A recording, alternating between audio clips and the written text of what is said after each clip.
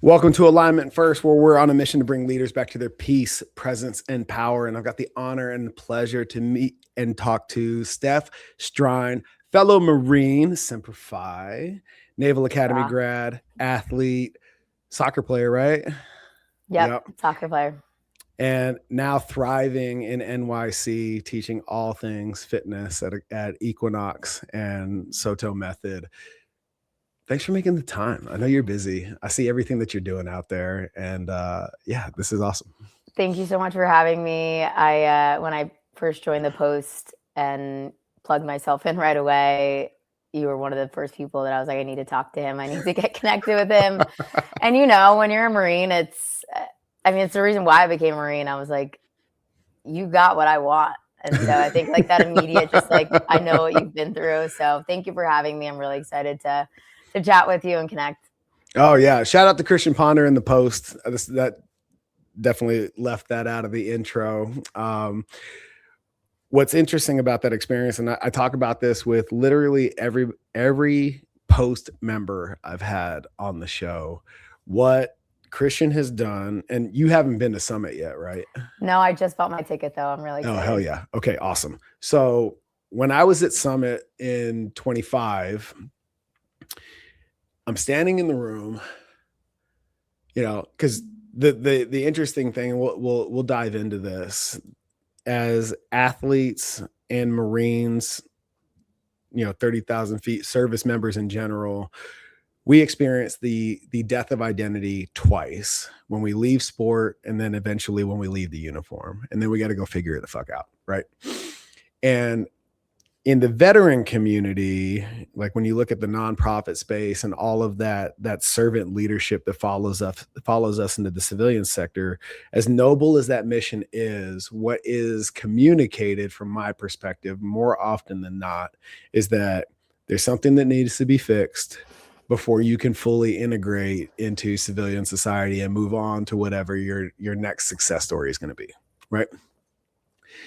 And I'm standing in the Post in front of, with immersed in all these athletes that are moving the needle after sport, and whether they're in the transition or beyond it, they've done it successfully, and from a positive self-image perspective, that what everything they're transcending and including from athletics into the civilian world makes them superhuman. It's a superpower, right? They skipped the part of fixing what was broken, right? And I was like, I just had this, I was like, this is what everybody's trying to do and failing miserably at, because of that piece in the middle.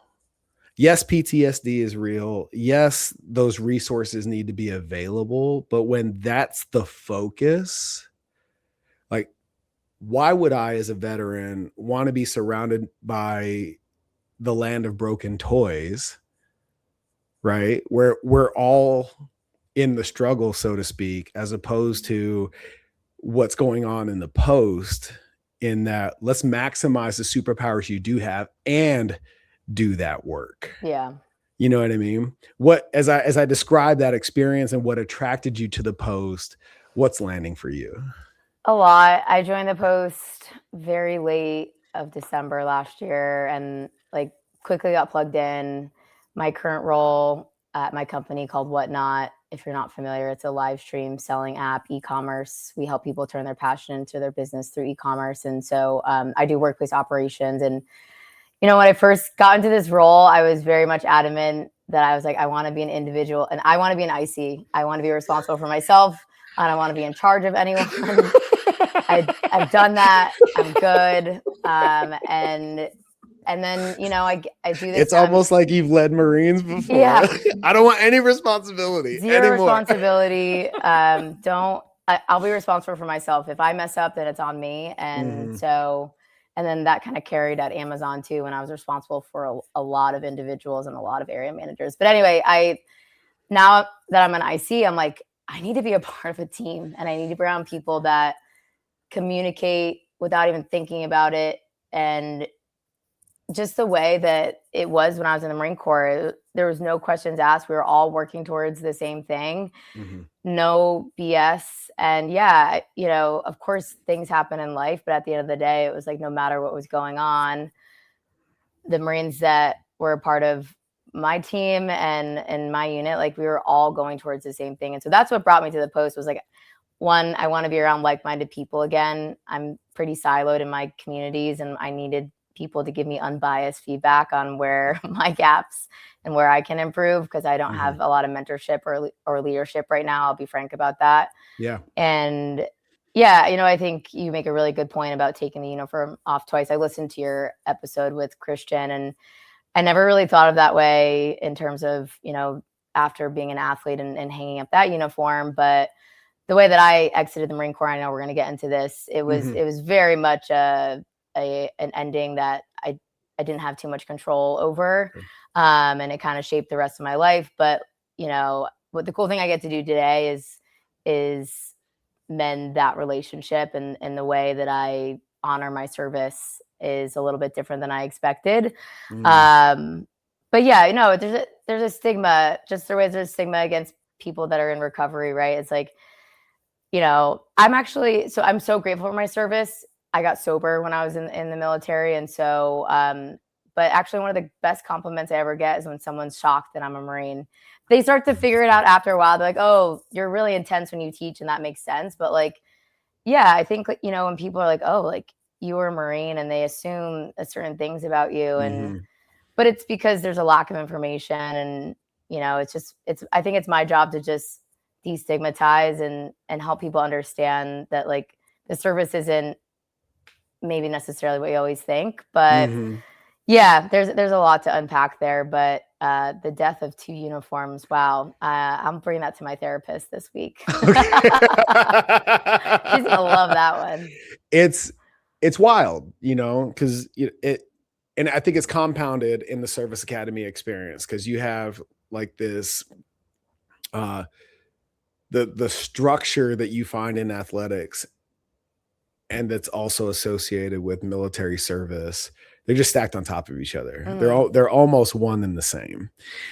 And then when it's all over, like I've coached a number of ex-military individuals and athletes over the last 10 years. And what's really interesting in that initial conversation for a lot of them, despite whatever level their challenges exist, there's this notion, this narrative that is in the back of their mind that they got to where they've excelled to the place that they're at on their own merit and completely discount the scaffolding that supported that greatness, right? The unit, the mission, the training, all of that supports your work ethic and channels it, your talent, points it in a direction that allows you to shine. Yeah. And it's really an interesting shock to the ego when it's like, oh yeah, well, maybe I didn't get here all by myself. Oh my gosh. Because everybody out here is like, dude, you're fucking awesome. Steph, you're amazing. You're a hard charger. Like your agency, your self-direction, your willingness to make a 70% solution, blah, blah, blah, blah, blah. And you hear that enough from people that don't come from where you come from, that aren't cut from this cloth. And it's real easy to believe your own hype. Yeah, I feel like my ego has been humbled so many times that I honestly, and I think this is, we talked about this a little bit. I come from a military family. Yeah. Both my parents went to West Point, my sisters in the reserves. I have a huge military family across both sides, my mom and my dad's. And my stepdad went to West Point. My stepbrother is still like, and so for me, kind of like you said, it was like, my default was structure. And I don't think I would have made it in normal college without that structure. I really don't think I would have, let alone ROTC. out of the question. Did you come straight into Navy, or did you go to NAPS first? I should have gone to NAPS. I would have gotten a better GPA. I think, I mean, I have my chip on my shoulder is that I come from a really great family that, gave me everything. And I really just had to do what was suggested, which was like get good grades, perform in a sport. For me, that was soccer. And I played at Navy for 3 years. And like, I think, it was, I've been handed a lot in life. And so I think like, at the Naval Academy, like I really just had to like, I didn't have to think about anything. I just really like did what I did growing up, which was like follow the rules, do as what someone tells me to do. And like when I played soccer, that's where I felt really creative. But, I think like, yeah, I just, for a lot of my peers that didn't have that, it was a big shock. Yeah. But for me, the Naval Academy was actually a nice break from my own childhood. So, wow. So let me ask you this, because I was not spiritually mature enough to be at the Air Force Academy. And that's something that I came around to in my own process of self-discovery. It was very much my dad's dream. My dad's a Vietnam Mustang. My mom is Gulf War ROTC, and both of them served. My mom did 26 and retired as a colonel. Wow. My dad retired as a captain in a JAG. And when I was 16, my old man asked me what I wanted to do with my life. Right? Like, you're supposed to have that answer that young. I still don't know. Exactly. But I didn't know exactly what I wanted to do, but I knew what I wanted to do at that point. I wanted to play D1. I wanted to get my degree, and I wanted to serve. Right. And then when Air Force came calling, like, duh, do that. And then I got there. And for me at that point in my life, and I'm a huge advocate for the Service Academy experience. At that point for Michael, it was very Lord of the Flies in terms of the downstream firstie leadership to 4-degree base boot camp experience. And I could not get my head out of my ass around the fact that this is not what active duty is like. Yeah. It was almost as if I knew too much, and I wasn't patient enough with the process. You know what I mean? So anyway, with everything that you know of the active duty experience, Army as it may be, getting to Navy, what was your experience about in terms of what you had to look forward to compared to what you knew coming in? I had written down before I was looking at colleges, like things that I wanted. I mean, I grew up in Cornwall, New York, which is literally a 10-minute drive from West Point. So I knew I wanted to get out of that deadbeat town. I knew I wanted to play D1 soccer, and everything else, I had this intuition moment when I was at William and Mary looking there, and I was like, I don't think I'm going to make it in normal college.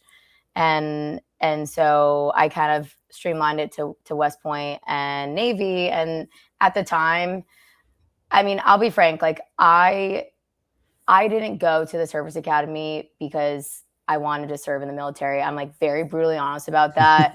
People have their opinions about that, but like I wanted to play soccer, and I knew that like going to the Naval Academy would be a really great experience. And I knew I could lead people. I'd been the team captain of my team for 2 years in high school on all my club teams.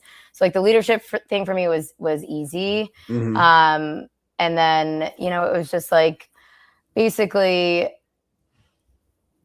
Navy was performing better at the time. And so for me, it came down to soccer, and Annapolis is one of the most gorgeous places on the planet. Oh, for Way sure. better than where I grew up. So it was what it was.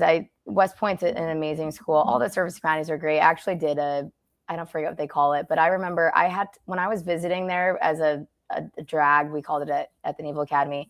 I had to run with the plebe that I was with, and I had to zip or zing. What do they call it? Like Oh I my had to do God. that. And I was like, why am I doing this? I'm not even here yet. I don't know if that's a solid recruiting tactic. Yeah, I mean, I didn't go, but anyway. Yeah, no, I think it's just cookie cutter for me. It was Mhm. very much like plug and play, and Yeah. so I really do. I have so much for like when I was at TBS, the basic school, Mhm. and you know this, it's like a merging of OCS and Service Academy, and a lot of us butt heads. And I really had so much respect for the people that did OCS because we were talking about this before. Is like all I had to do was graduate, and Mhm. then it started, right? Like Yeah. for those that did ROTC and my sister did, I think it's such a honorable thing because you're going to school and you're choosing to do this on the weekends, right? Like in Mhm. addition, I was like Monday to Friday and then like Yeah. over the summer, so Yeah. The interesting thing about all of it in my journey, and I think that's what makes the Marine Corps truly fucking special. And yeah. it's we talk about it a lot, but we genuinely mean it. TBS is the equalizer of all services because in every other armed service, Air Force, Army, Navy, as an academy grad, you graduate, you go to whatever MOS school, and then you're out in the fleet, Yeah. right? And the Marine Corps consolidates all those lieutenants, and it doesn't matter where you came from, whether you came out of the enlistment commissioning program, which I don't think exists anymore, I don't think OCS, so. or or the academy. Mm, It's like you all don't know shit. Congratulations, welcome. yeah. And what's so interesting about that is you all get to move through the not knowing part together Hmm. as opposed to what I can only imagine would be a false sense of security and confidence coming straight out of any commissioning source into the fleet, where it's like, oh, and only to discover that you don't know shit. Yeah.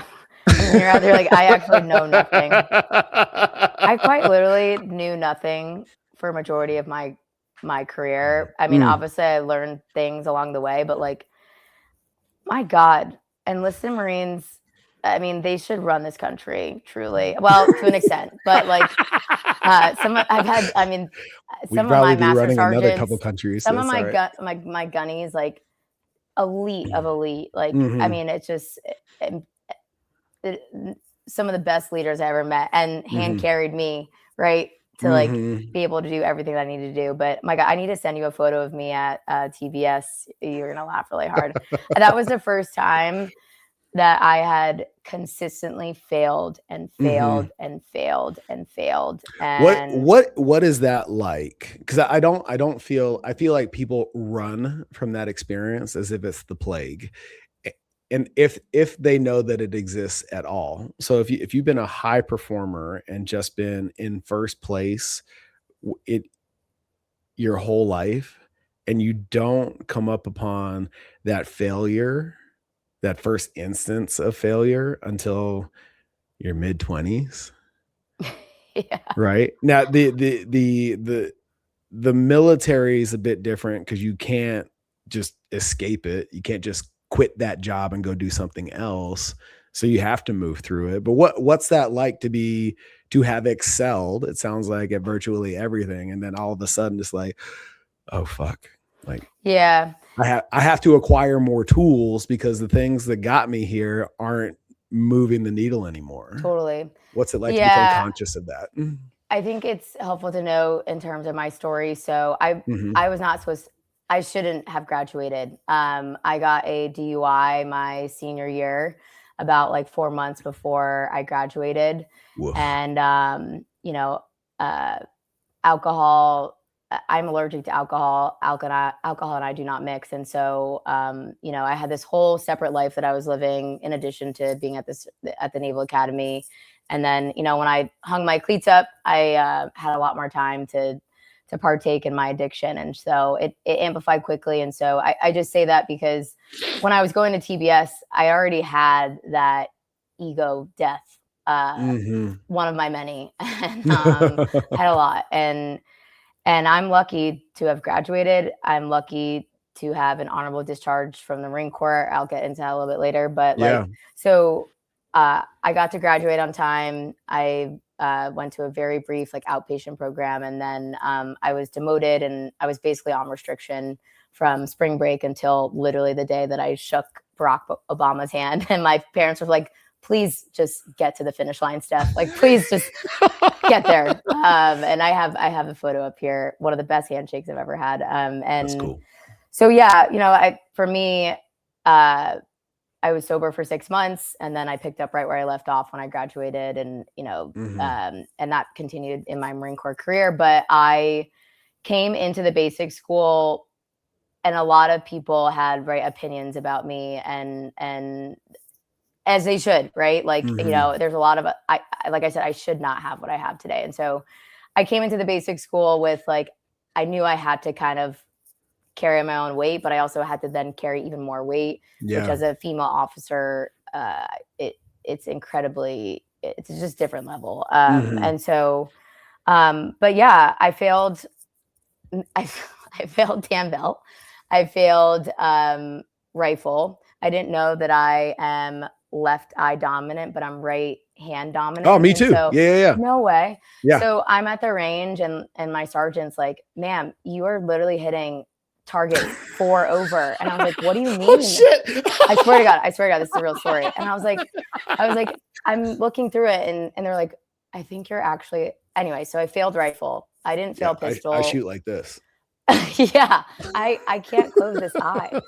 And then the only thing that kept me in the game was my physical fitness, which is a huge part of my life. And as an athlete, getting 300s on the PFTs, which for those that don't know is just maxing out, and the CFT, my God, I think my heart would actually fall out of my chest if I did that today. It always did. It didn't matter how fit I was, but for me, that was the only thing that I was good at. I failed land nav. I failed night land nav. And so, welcome to the club. Oh God. I spent many a weekend in Quantico wandering. Oh God, through the woods. All my friends were drunk on the weekends in Annapolis, and I was in Quantico every single weekend finding, those red boxes. But yeah, I failed a lot. And I think for me, being around people that have failed a lot is really important, because you build character when you fail. And it really shows what kind of person you are when, I was used to winning. I was used to being the best. And I think that's the purpose of the basic school, is to get everyone together and become a basic infantryman. And nobody comes out of that thing unscathed. Oh God, no. You've got folks that are, I will never forget, my best friend. So my best friend from the Marines, Steve Dixon, he married my wife's cousin, and he's the reason I met my wife. That's awesome. And I'll never forget, I habitually failed land nav. I was not fucking good at it. So then, and he's an Osprey pilot. And so he's like, his whole thing was, I don't know why I have to do this. All I want to do is fly, right? The guys, girls, right? And we got stuck in the woods on a weekend together. And I just remember him being so miserable. I can see the face. I can see it. I was like, bro, we're just working out, man. Let's go. PT's part of our job description. This is great. He was like, get that positivity away from me. I'm your best friend. I'm the negative Nancy. I'm like, I'm gonna complain. There's always that one person that's the positive one, and I'm like, I need more of what you have. Yeah, right now it's funny stories, but when I was in it, I was so miserable. The hottest and the coldest I've ever been in my life.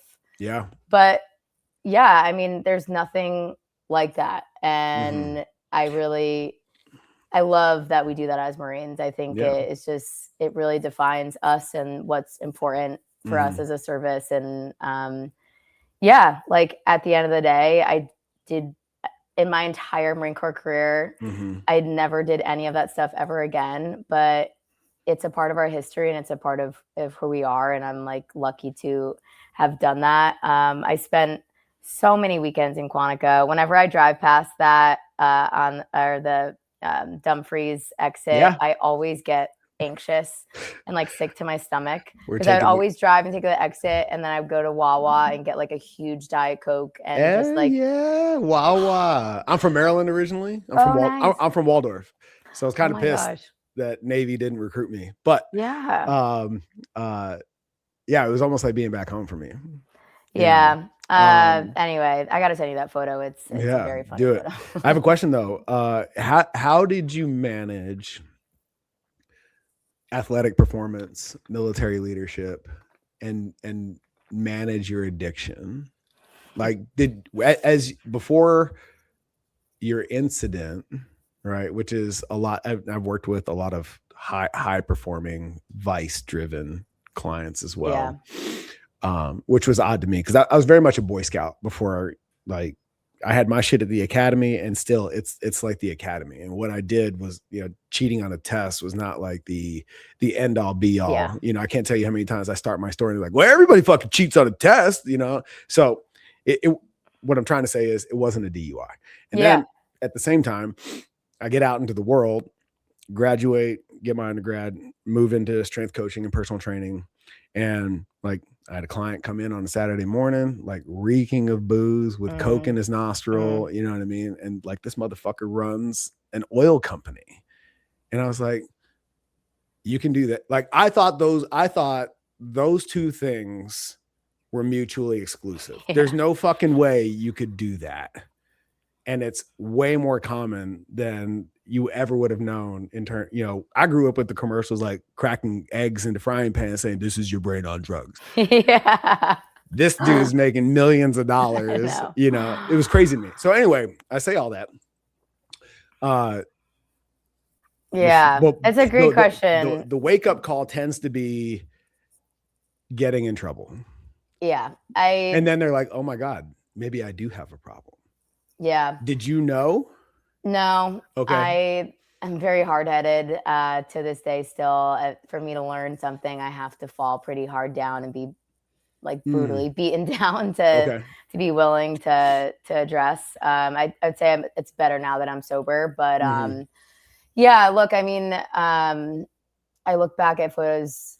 I'll be 8 years sober in June, on June 16th. Congratulations. So thank you. I look back at photos and I look completely different. At the end of my addiction, or before I got sober, my face was so swollen from how much I was drinking. And I was teaching. So I got my yoga certification in 2015, and I was teaching, and but I would show up to classes hungover. I would also show up to work sometimes hungover, and I would use the fact that I was an officer to like get away with it, where Marines, my list of Marines, they're at formation, they're at PT, and they can't miss. And if they miss, they're talking to my gunny on why they were late, and I think I had that privilege. Like, I'm not ashamed to admit that. Is like, I was able to, I was keeping all the bubbles up, but on the inside, I hated myself. I couldn't look at myself in the mirror. I lived such a dual life. I was processing paperwork for Marines that were doing the same things that I was doing on the weekends. And so I would get calls, on the weekends of like, so-and-so is in jail for X, Y, and Z. And I'm pissed because I'm drinking and I'm out with my friends, but that's my job. Like, my job is I was an adjutant. So I did HR and I did legal administration. It's like, I had this just zero discipline or responsibility in anything regarding to my drinking. Everything else, fine. But I was never able and willing to look at my drinking as the problem. And so I was a great performer at work. I mean, that's the reason, quite frankly, why I have an honorable discharge out of the Marine Corps, is like, I was able to keep the bubbles up.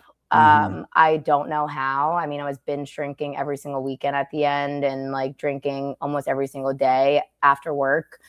but like I was able to hold together. And I'm in Alcoholics Anonymous, and so I've heard a lot over the years of like different slogans and really corny shit that we say, but one that really sticks is Yale or jail, we get here how we get here. It's like addiction doesn't have a like.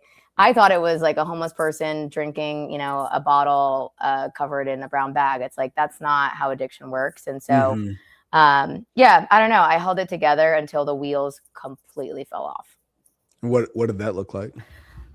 So yeah, after the basic school, I lived in Japan for 2 years. I was in Okinawa, and hell yeah, Okinawa is awesome. Where were you at? So I was at 3rd Intelligence Battalion. I was on Camp Hansen. That's where we were at Kadena back in the day. Yeah. So I would go cry at Kadena.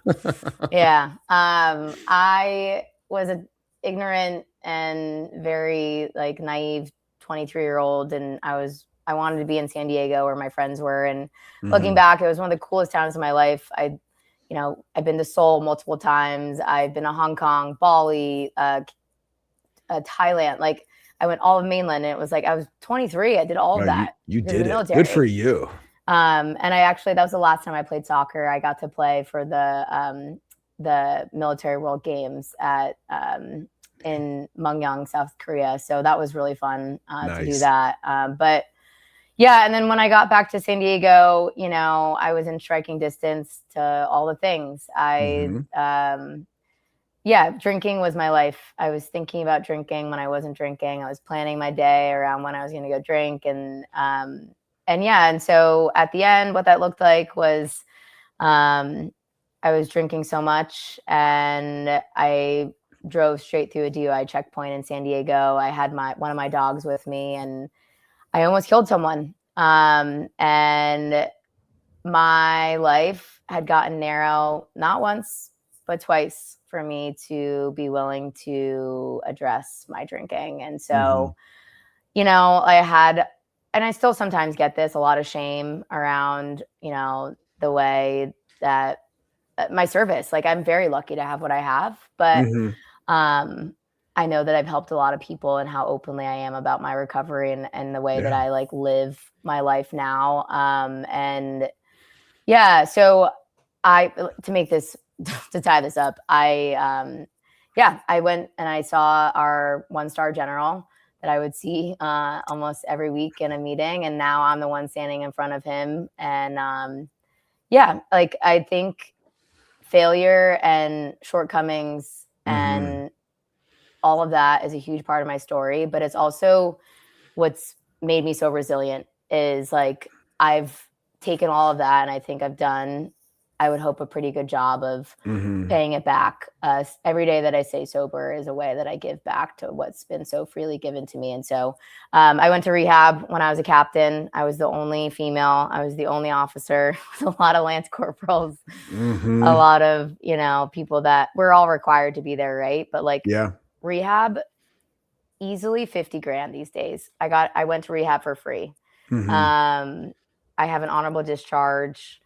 The way that I was treated after, I couldn't have asked for a more kind and just like accepting group of leaders that, they treated me fairly, but they also treated me with respect in what I was going through during that time. I mean, getting sober is not for the weak, but especially when you're in the military, especially when you're a female, and especially when you're an officer, it's a lot.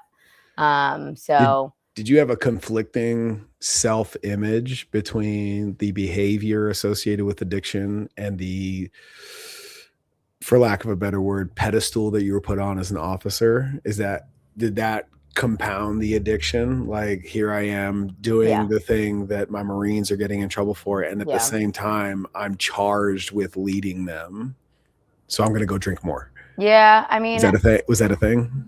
I think that definitely started to unravel when I got sober, and I had to, deal with what I've done. Like, my Marines processed my paperwork, and so, there's a level of like accountability and owning it, taking it on the chin. Like, I fucked up, and like, this is like not who your leader should be. period. Mhm. And I'm sorry. And, and there was that. But of course, yeah, I mean, like, I had a lot of shame about that. Mhm.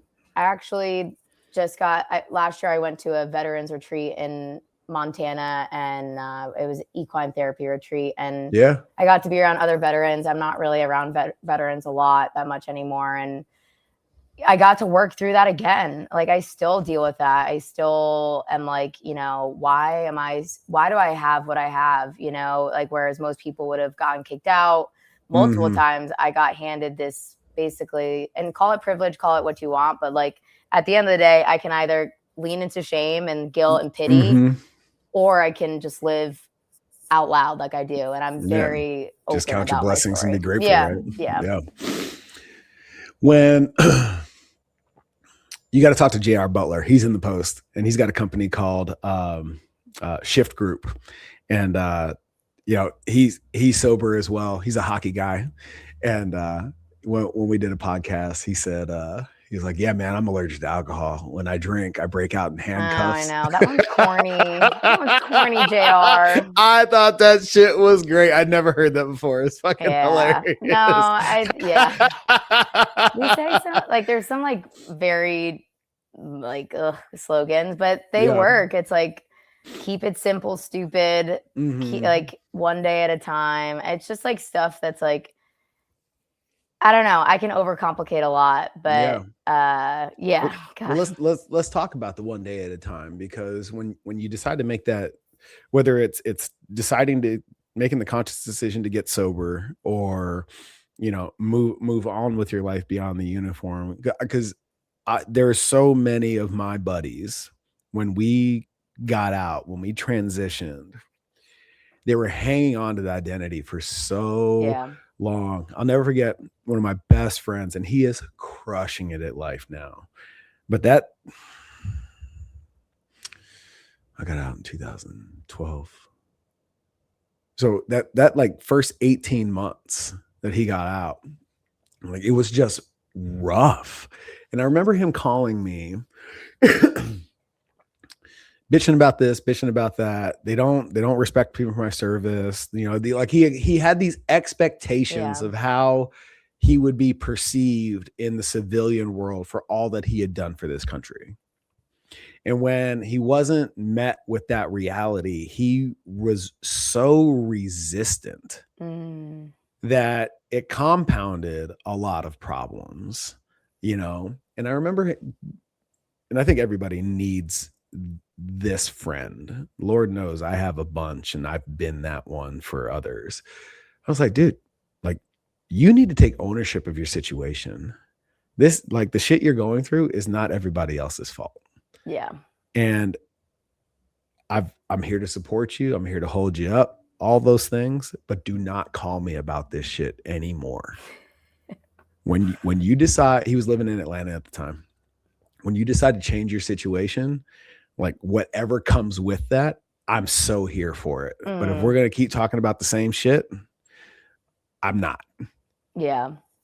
Yeah. Insanity's doing the same thing over and over and expecting different results. Yeah. So when you make that decision and the days get darker for a bit, right? What were some of the things that you had in place? Who were some of the role players that supported you through because that's the thing. It's like, it's dark enough dealing with the consequences of your addiction. What a lot of people don't realize is that it gets fucking darker at the very beginning of your sobriety. Yeah, So, that first year is brutal. yeah. Yeah, How so? I think I'm very fortunate to have a very supporting family, a lot of amazing friends, and like I said, I'm so lucky to have had really amazing leaders that held me accountable, but also were like, you're gonna get through this, and like, we're gonna talk years down the road, and like, all this is gonna be just a blip in your journey. And like, I just had to believe them, because I still couldn't. I hated myself. I'm not gonna lie about it. I was like, I'm already really hard on myself. You know that as an athlete, and especially as a Marine, like, I'm taking responsibility for everything, and like overtaking responsibility. And so, yeah, I quickly got into therapy, and therapy has worked for me really well. Like I said, I've been in AA now in and out for about almost 8 years, and that was the first time that I felt like people thought like me and drank like me. And AA is free. 12-step programs are free. And there's different ways that people get sober. There's also different kinds of sobriety these days, and so I think like whatever worked for me may not work for someone else. But yeah, I mean, I think like we talked about, like my reason for coming to the post was because like when I'm top performing, it's because someone's inspiring me and holding me accountable and setting the standards and the expectations, and they might even see past my own potential. And I've had that in a lot of the jobs that I've had. So when I got out, it was during the pandemic, which I couldn't find a job. So that was another humbling moment for me. It's like I'm on the same playing field as everyone else because no one's hiring. And none of that mattered. It didn't matter that I was a Marine Corps officer. It didn't matter that I went to the Naval Academy. It didn't matter that I played sports. It was like, I will take whatever job is going to give me money right now because I was on unemployment. And so I worked at Amazon as an operations manager for a year and a half. That was the hardest I've worked in my entire life. No joke. Hardest. And I tell you, I'm the same person that when I was in the warehouse, I was like, who is buying all these fucking packages? It's me. I'm that person. But I learned a lot, and my military, it was so transferable. I mean, Amazon is a well-oiled machine. Yeah. But yeah, I think like one day at a time, what that looks like now is really like, I don't know. It's like keeping it in today. I can get really caught up in like what happened in the past or what hasn't happened. And, it's like, actually all I really have in my own control is how I act today, how I interact with other people, how I speak, how I talk to myself. Like, and so I'm not good at it. I'm not great at it, but I'm working on it, and I have a better chance when I'm not drinking. So yeah, good for you. Thank And you. I really appreciate the transparency and the vulnerability. They're one of my favorite clients. He's a Heine Zero guy. There's so many options now. It's actually overwhelming. Like I was out with my dad this week, and I was like, why does a mocktail cost more than a beer? Like that's not it. No. That industry is blowing up. Find an opportunity and exploit it. Somebody in the military is behind all that shit. Yeah, gosh. I mean, so, tell me about your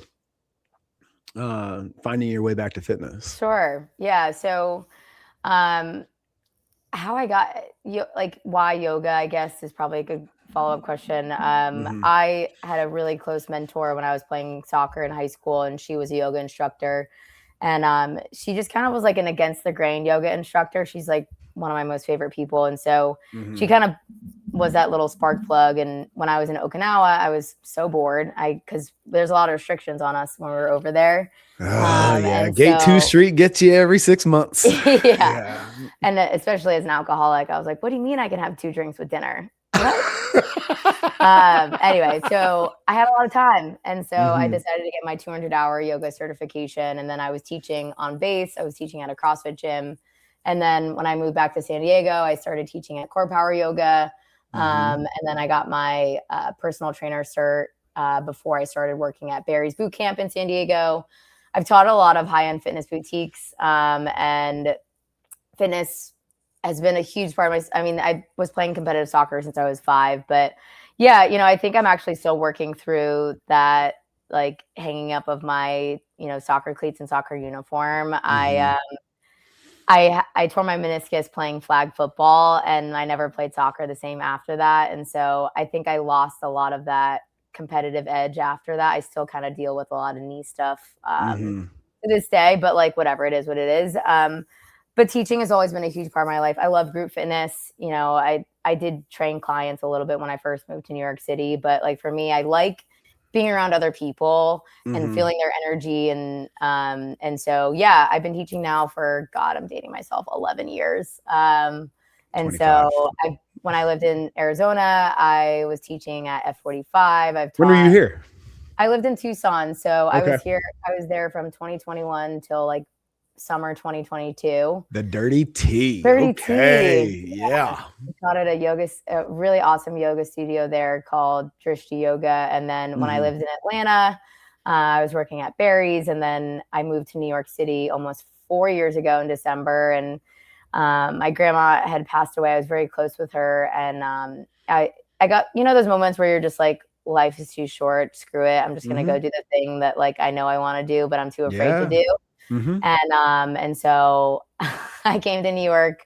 My mom and my stepdad were running the New York City Marathon. And I had this moment of like, if you don't do this now, Steph, you're never going to do it. Right. And I always wanted to live in New York City, and New York City, whatever, I'm biased. Like we have the premier fitness environment and culture. And like, and so within that same week, I quit my job at Amazon. I had just renewed my lease in my apartment in Atlanta. And then I was like, I'm going to move to New York in the next month. It was very alcoholic and I should have slowed down, but I did it. And impulsive is probably yeah, the right word. impulsive the better, is very, the but better word. they're synonymous in my opinion. And so, yeah, I moved here almost 4 years ago. I started my LLC, which I dissolved last year, but called Resil. It's a play on my initials, but also this ode to resilience, which is a huge part of my story. And so, yeah, I did fitness full time for 9 months. It was very humbling. I was living in a 300 square foot apartment with my 2 dogs, making no money. No one knew who I was. I had to build, my connections from the ground up again. And it took some time. I've been teaching now in New York for, a little bit over 3 years. And I'll tell you, like, it has been beyond my wildest dreams. My fitness career has exploded over the last 2 years that I've been at Soto Method. We just opened another studio on the Upper East Side. We're opening in Dallas this fall. And so, yeah, it's like I teach everything besides cycling. I worked at Soul Cycle as the assistant studio manager at an Upper East Side location, and I've never been verbally abused more than old men on bikes. I was a spin instructor for 10 years. Oh my God. Yeah. I'm not coordinated that way. Like this, I look like a this, gorilla. I can't do. I love road biking, but anyway, yeah. So I teach part-time, and I'm very fortunate with my job that it's flexible and I get to do both. Yeah. Hell yeah. Man, you've been on quite a fucking journey. I'm like a cat. I've lived many lives. Yeah, but I think that's the way to do it. Honestly, it makes for a life worth living, and I think people underestimate how much life they can squeeze into the little bit of time that we have on this earth, and how much you can accomplish in parallel. How much you can do simultaneously that is a focused effort and random as fuck. Okay. And it sounds like you've really come around to, whether it's the universe or your bosses or whatever, but you're asking for what you want, and you're living in accordance with that. I would like to think so. I think I could do a little bit better at it. Yeah, I think I'm in a little bit of a pity phase right now. I'm going to hold myself accountable to that.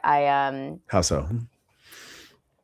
My company has grown quite a bit over the last 2.5 years since I've been there, and I'm still the only person that does my job, and we've quadrupled in headcount, and the company's doing so well. We just had another round of Series C funding in the fall, and we're opening offices, and more people are coming to the space, and it's like I can't get out of my own way right now and just be like, what can I do to like make it so that people want to continue to show up to our amazing offices. It's actually, so you were saying like, what did you want to be when you like, who asked you that? I actually wanted to be an interior designer when I was little, and I actually kind of get to do that now. I get to, I do a lot of corporate real estate and help build out our offices across the globe. And, but yeah, I think I'm my biggest like enemy. Mm. I can't get out of my own way sometimes, and it's like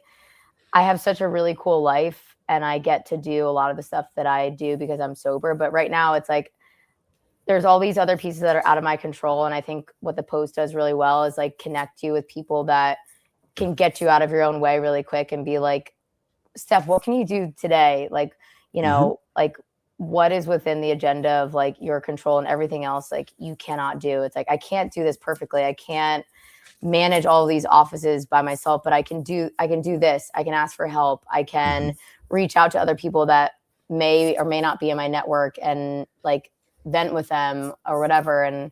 And so I think, yeah, something that I'm working on right now is just to be like a little bit more in today and realize that like how I show up at work is really a reflection of, you know, how I feel about myself. And so I don't know, I think I'm just in a weird spot right now where work is beating me down, but I'm like super lucky to have my job. And so Yeah. Well, it sounds like you really enjoy it and you're looking for an opportunity to enhance either your role or your experience within the company. And if you're open to it, I'd like to make an observation. Please. Yeah. If you haven't already, ask for that explicitly. You know, a lot of the work that I do, there's layers to it, but self-advocacy shows up a lot in the work that I do. And what I mean by that is so many of my clients, especially in the beginning, will express the way that you just did. I'm like, that's cool. Did you tell the person that needs to hear that? Yeah. And this isn't the energy that I get from you, but sometimes the response is like, well, I would never think to do that. It's like, well, how else do you expect to get what you want? Yeah. You know what? It's funny. So it took me a little bit of time to like escalate it because I was like, I can do this on my own. And I like, this is what I asked for, right? I asked to be an IC. And so there's this level of like, you're sleeping in the bed that you asked, you know, you made. And, but also I think it's right now I'm in this walk of life of patience. And I'm not good at that. It's like, we're hiring a global real estate and workplace director. And it's like, can I continue to like keep this as is and know that we're getting refueled. It's coming soon, Steph. Can you keep your reserves where they're at and just trust that someone's coming soon? And so I think I'm not good at being patient. I'm really, so yeah, and also trusting and realizing that like, yeah, it's like at the end, I say this a lot and gosh, it's really funny. I take things personally and I'm a very serious person. I try to have a lot more fun, whether that's like going out to house music shows or like, I don't know, just like getting out of my own way. But like, I'm a serious person. And so it's like, we help people sell Pokemon cards, you know, it's like, it's not that serious. So, but like, it's my job and I care about it and I want to do a good job. Right. Because that's like who I am. I don't know at the end of the day. And I think they hired a Marine for that same because Marines get it done. Because Marines get stuff done, but they also are very type A. And I'm like, what do you mean that you can't put your trash in the trash? Well, that's the paradox of high performance, right? You're so used to moving at light speed and being able to literally make shit happen. And the opposite side of that coin is the willingness to slow it down, because, and this was a real challenge for me coming out of active duty. You know, I used to lead for quite a while after leaving active duty from the premise that all these decisions are urgent in the life and death sense of the word, right? And life just doesn't move that fast out here, you know? So through a lot of mentorship and guidance and, you know, running out of ways to fuck it up, I had to come to grips with that reality. Like, oh, got it. okay, so what does it look like to take this shit seriously, move the needle and get things done, and at the same time acknowledge the fact that most people don't live on that frequency. Yeah. I think that you And hit it right on the head. that's a very delicate dance. Yeah, I know. Yeah. It's So you're not abnormal in that regard. thank you. I I feel needed to hear that. I feel I've been where you are. Yeah, and if I've learned anything, it is that like my thoughts and like my experience is actually not unique. It's like it's actually Mhm. very selfish of me to think that like, you know, my experience and what I've been through. I've learned that in Mm. AA is like I'm not alone, and my ability to like relate to someone is like imperative to my own well-being because Yeah. that's how we connect, that's how we get better. And I do think that's why I share so openly, I'm very transparent, is because that's the only way that I was like, Mhm. okay, I think I have this thing, you know? Yeah. Yeah. You teach the lesson you need to learn. Yeah. It's Oh really my weird. gosh, but it's definitely it's also really hard. I my mom's Puerto Rican, and I feel like there's this like Puerto Rican death stare that I get sometimes in the office, and I'm just like, I don't know why please I'm not please I'm clean not up after yourself, you know? I don't want to be an asshole right now. I don't want to be, but it's also like, please just put your stuff in the dishwasher. Oh my goodness. Uh-huh. But that's not Uh, how everyone was raised growing up. So yeah. Yeah. No, it's the you're moving through the world with a higher sense of self-awareness than most. And the it can be really challenging to know as much about yourself as one does and not hold those perceived shortcomings that come along with that against yourself. Uh, so if there's anything to take from all of that, it's focus on all the things that make you superlative at what you do, and just continue to develop the other end of the spectrum as necessary, but don't preoccupy yourself with that shit.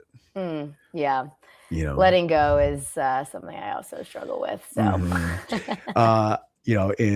In my plant medicine journey, one of the things that showed up in my last retreat with my coach was, that which you resist persists. mm, And I don't know where you're at with plant medicine as it pertains to addiction, if that's a trap door or something that opens something up in you.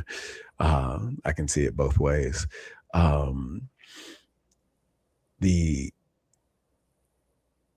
the more willing you are to surrender to the experience, it's not that it gets easier. What I found is that the work still gets done. You're just able to accomplish more of it faster. mm, So, and I think that that's not exclusive to disassociatives or the psychedelic experience.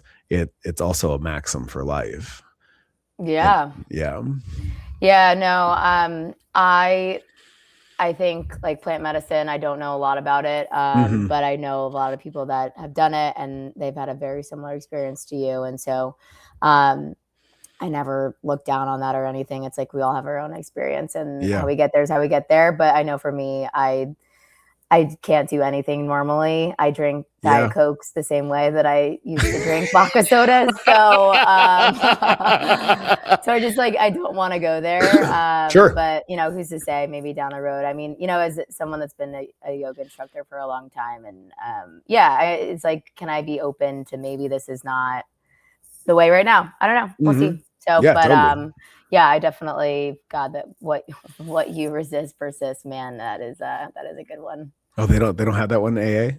They do not, but I You're think I'm gonna welcome. start saying it. Yeah, and I'll see what old timer comes up to me. He's like, "Whoa, that's great." That's deep. Did you learn that in So yoga? deep.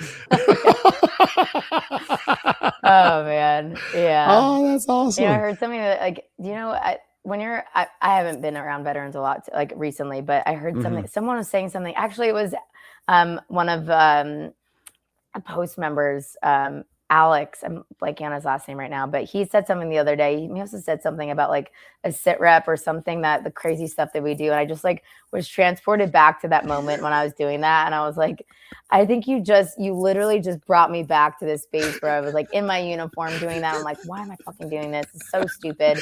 But now I'm laughing about it. And it's like, I don't know. It's just weird stuff like that. Like I miss some of the stupidest things now. And anyway, I know we're kind of coming up on time, you're good. I'm excited.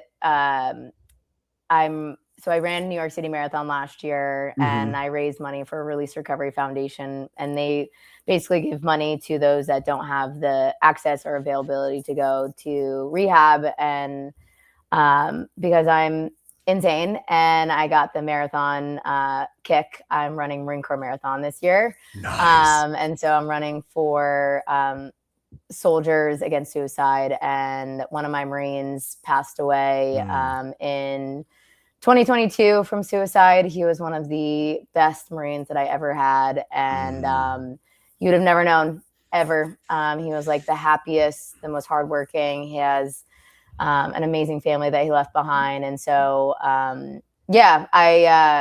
sports and individual sports and team sports, I think like that's something for me where it's like, I get to pay it back. And I get to do this stuff today because I'm sober, and I've run half marathons, not sober, but it's been fun to like challenge myself over the last couple of years with this level of, I don't know, different athleticism. I mean, I never thought I'd do a marathon, and it's wild what your body can do when you start to like just put one foot in front of the other, how cliche that is. But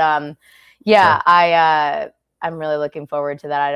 Hopefully I don't want to do another marathon after this, because I have no purpose elsewhere outside of like sobriety. I'm like, there's not a house music marathon that I can do. You know, it's like whatever. But, Diplo has a marathon out here in Arizona. Right. Yeah, Run Club. But anyway, do it.